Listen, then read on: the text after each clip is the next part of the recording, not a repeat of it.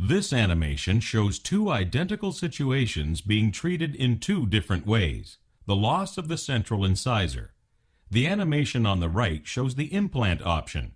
Here we have an immediate implant placement followed by the post and core, which is secured to the implant fixture, followed by a crown.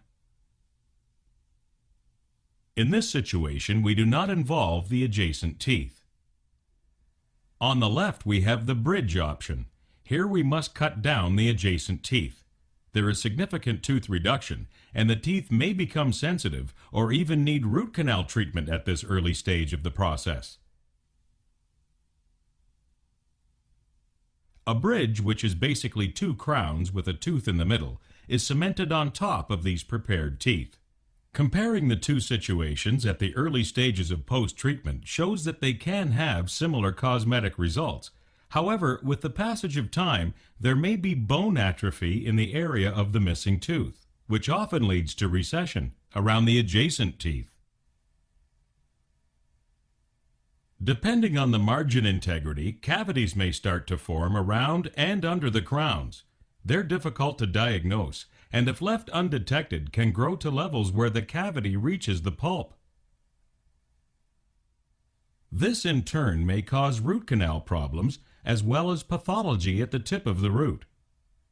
With continued destruction of the tooth will have fractures, mobility, and often associated infections.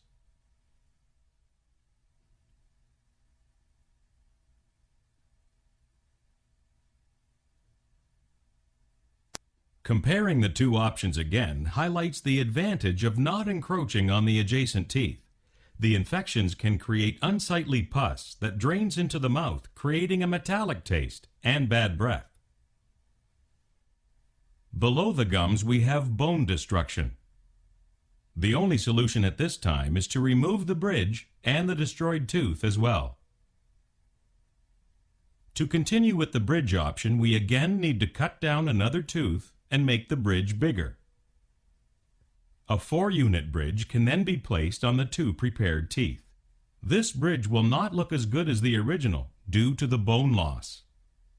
The process of atrophy will continue as before. Comparing the two results now clearly shows the destructive possibility of the bridge with time.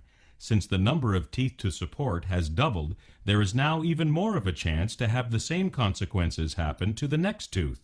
The bridge will once again have to be removed and more teeth prepared to hold the now 6-unit bridge.